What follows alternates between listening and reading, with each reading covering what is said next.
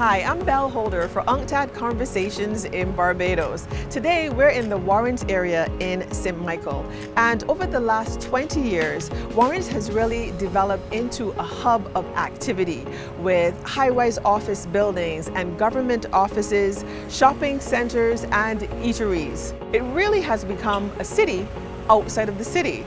But what makes a smart city? Do we just add more technology? How do we use the technology to create efficiency and innovation? Well, today's guest has an office right here in Warrens at the Baobab Tower. We'll be chatting with Senator McConney, who's the Minister of Science, Smart Technology, and Innovation.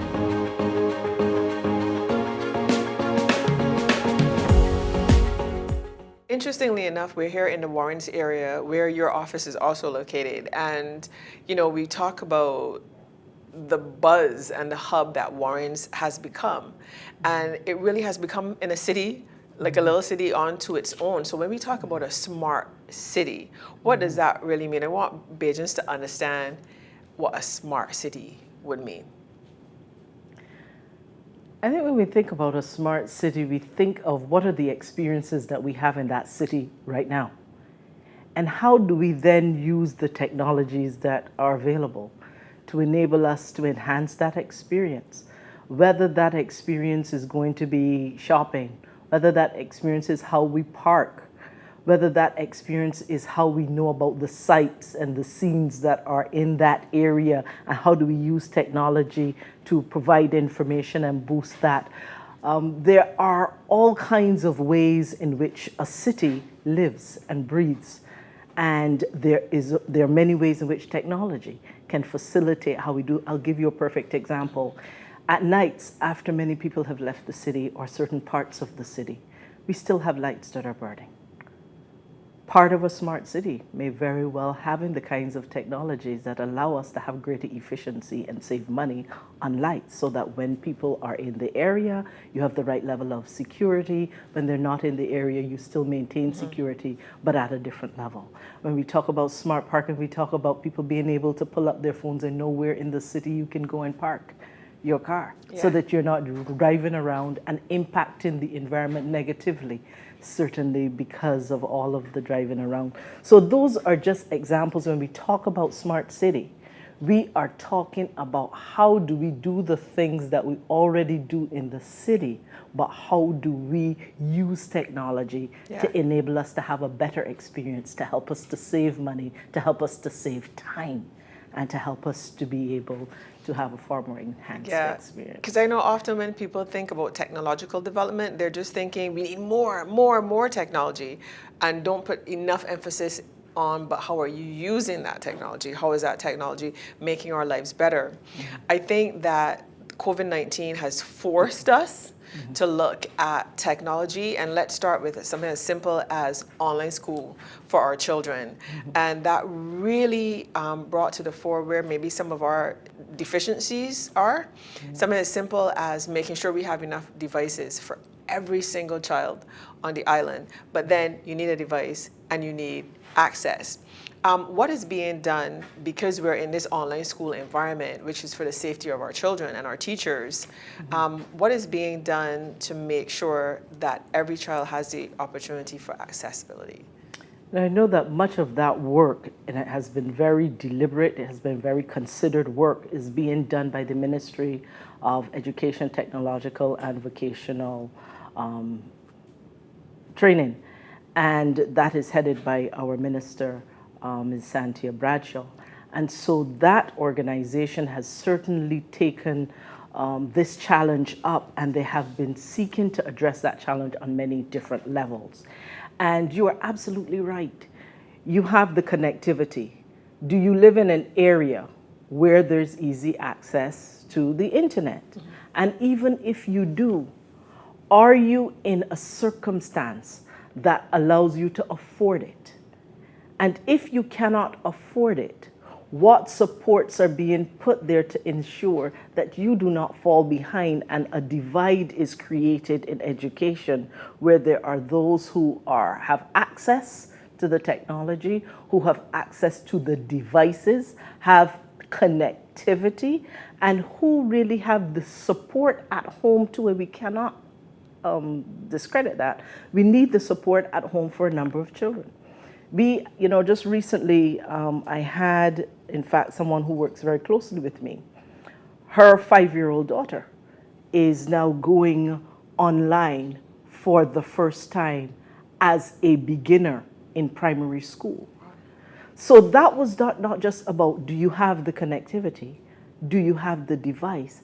But do you now have the supervision for a child that is at the first time seeking to do this? And as I said, the ministry, which is headed by Minister Bradshaw, they're continuing to look at this from all of the many different angles. Certainly the Ministry of Innovation, Science and Technology, who works with the telecommunications providers. We also have to make sure that the quality of service that they are providing is adequate, is reliable, and is affordable. And so we are working with them to seek to redefine what universal access to telecommunications really mean. Before, there was a focus, certainly in Barbados' legislation and in our environment, on that being mostly telephone. But now that we are moving into a more digitally powered world, we have to ensure that internet access is an important part of that. And for many people around the world, they're telling you that internet access now is, in many places, becoming a right. And that because without it, it disenfranchises a number of people when it comes to education, when it comes to their ability to transact business in a particular way that is more conducive to the current environment in which we're living. Which automatically leads me into the question of digitizing an economy and what that really means. Can you simplify that? And it's interesting, because having conversations around technology, because the truth is, so many of us don't even understand. And so, and I will use something very basic as an example. I own a car. I know how to drive. I know how to put gas in my car. I know who to take it to when it needs to be serviced. But that doesn't necessarily mean that I could break it down for you and explain how a car actually works. And I think many of us approach technology in that way. Like, I know how a cell phone benefits my life, but I don't necessarily know how to explain to you how a cell phone works. So when we talk about digitizing an economy, explain that to people and what that actually means. I think we have to look at all the economic activity and all the activity in general that will make up our lives. We shop. We buy medicines. Or we take medical care. We go to school. We go to work. One of the things I really would want for us to be able to do when we talk about digital transformation and digital economy and digital society and all of the many fancy terms that we use for it, it is just about us doing what we have always done, but we are doing it in a different way. That it is being powered by a different technology. It is reimagining the boundaries, for example, that we have in business. We have Facebook, for example, and I'm going to use that because that's something that is understood internationally. Yeah. Facebook does not create any content, but it is one of the biggest content platforms out there. We have Uber. I'll get something else others can relate to. They don't own any cars, but they're some of the biggest players in terms of transportation of people. We have Airbnb. I literally just wrote down Airbnb because it's a fantastic example. They don't own a home, houses, but it is one of the largest platforms. And that is about reimagining the boundaries that we put around business and creating new models of how we're able to do many things in e-commerce. And that takes us into that whole world of e-commerce that is not simply about buying and selling. You have e-commerce that relates business to business, that is about corporate procurement. That is one of the fastest growing areas as well. How do businesses now procure their own resources that they will then use to create something that they sell on to others? It is about business to consumer, how the businesses are selling directly to the consumers and cutting out that middle person. Now at this point.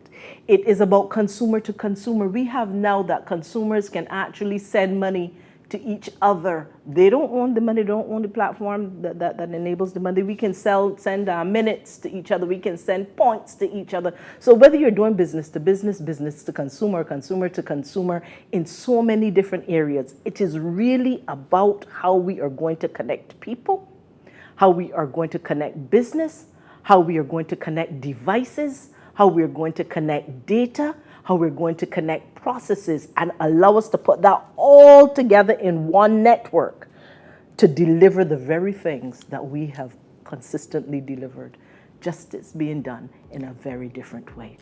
All right, so we're going to continue this conversation. When we come back, I want to talk about the new Trident ID cards that are coming on stream. We'll be right back.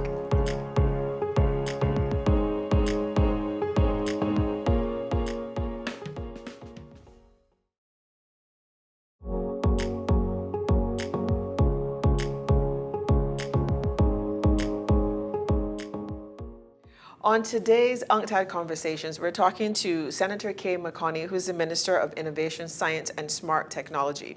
And so for decades in Barbados, we've had the laminated ID card, and there are changes afoot in the form of the new Trident ID card, which would mean many things for many people. And I know that the country of Estonia has done a wonderful blueprint of what that really means in terms of digitizing an economy that links right into an ID card.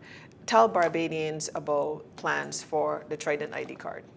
The Trident Identity Card, I think that is such an exciting piece that is coming to the Barbados landscape. What is important for us is that we have been able to do identity well as a country. If I am facing you, if I am up close and personal and we're face to face, I can give you my ID, you can look at my ID, you can verify me, and then we can continue to transact business. We are living in a different world where people need to be able to transact business from any distance at any time.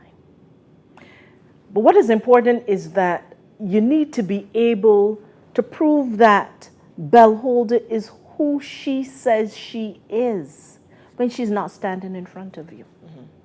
When she is at a distance, sitting at her kitchen table on her computer, when she has her mobile phone and she's able to transact because she's sitting on our new electric buses with the Wi-Fi and she wants to be able to transact some business, it means that she needs to be identified by the party or parties with whom she is doing business from any distance.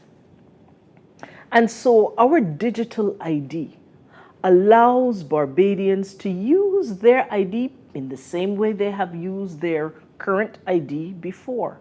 It also gives them additional capabilities to link to other government services, to link to services in the private sector, to allow private sector companies to know your customer, the KYC requirements, where you have to carry in several bits of paper, including a utility bill from your home and a couple other pieces of IDs. What would happen is that the digital identity, it becomes a trusted source that provides one version of who Bellholder really is. And it's interesting because I think it's going to have health as well. That will be linked to the card, correct? That is something that will come later down. Right. One of the concerns that people have is that your health information will be on your card. Right. And I'm saying, no, that is not the case. And what we have to understand is that in working with the digital ID, you have the capacity for what is on the card, what you can visually see on the card, what is in the card, which is embedded in the chip in the card, and what can be accessible by the card. And you know, the first thing that people will want to know is how secure is my information on this one card? How will I be protected? First of all, we have a cybersecurity working group of some of the leading cybersecurity experts in Barbados who are working with us, and this is from the private sector as well, who are collaborating with us and keeping a very close eye on us.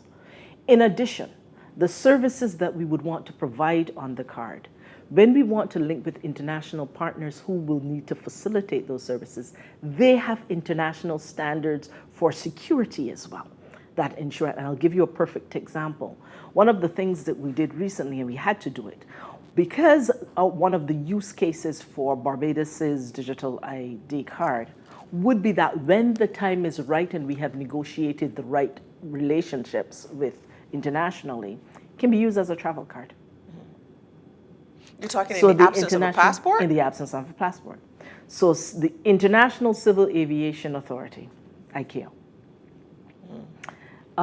organization, I should say, then has to ensure that when we use that card, that it meets the same standards as a passport. And the good news is that Barbados had to send our card to receive its review and to ensure that it complies.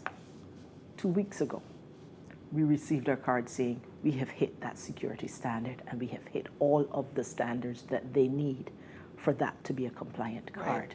That's just one example. So the point that I'm making is that there is cybersecurity in the infrastructure, which we are seeking to ensure that is happening.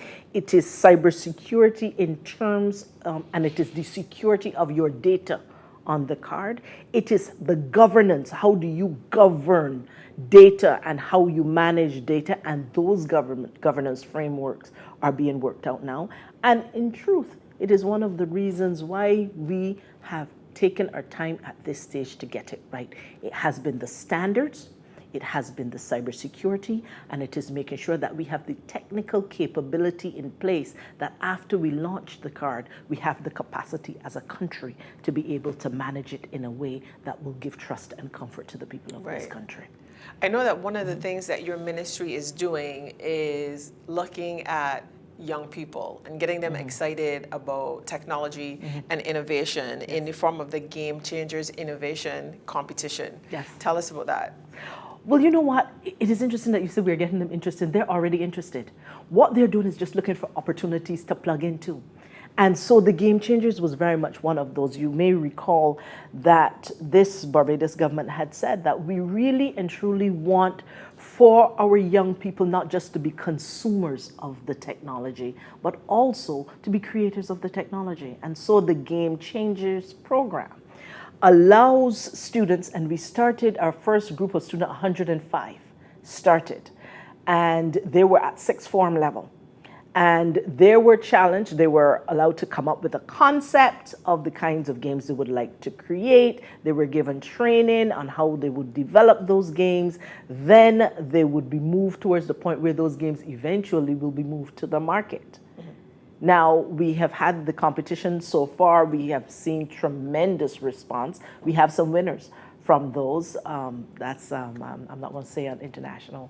I believe there were some sixth form students, 5 who won, but they were getting ready for their A-levels certificates. And so we have had to pause, but now we're ready to regroup them and be able to move them now to the next level of moving their games online. And as you know, Barbados has a very rich culture.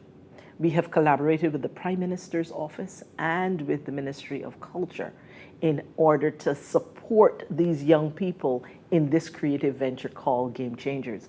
Barbados's approach to how we will do digital transmission is a whole of government approach. In fact, it's a whole of country approach.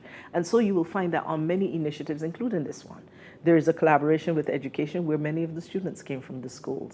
There's the National Cultural Foundation, because as part of Game Changers, it was important for us that they use some of the language and the music and the movement and the culture of Barbados, the landship and the folklore and all that is part of that needs to be packaged within their game so that Barbados can sell the culture to the world, or at least introduce the world to its culture. And so we have had tremendous support. And we have seen these young people show a level of creativity that is mind-boggling. Yeah. So we will know we have succeeded when we see that game on the market. I am a great supporter of the belief, bring up the children in the way they should go, and they'll never depart from it. So I am always looking at reaching children even younger. Yes. So for example, and you and I both know, coming through the system, the educational system in Yes. Barbados, but of course, academics are fundamentally important in Barbados. What is being done to make sure that we can start having our children exposed to coding the same way that we would expose them to math and English in terms of their development? Well, certainly, again, all of government, we are all a part of this very big effort. The Ministry of Education has initiatives. The Ministry of Youth and Community Development has initiatives.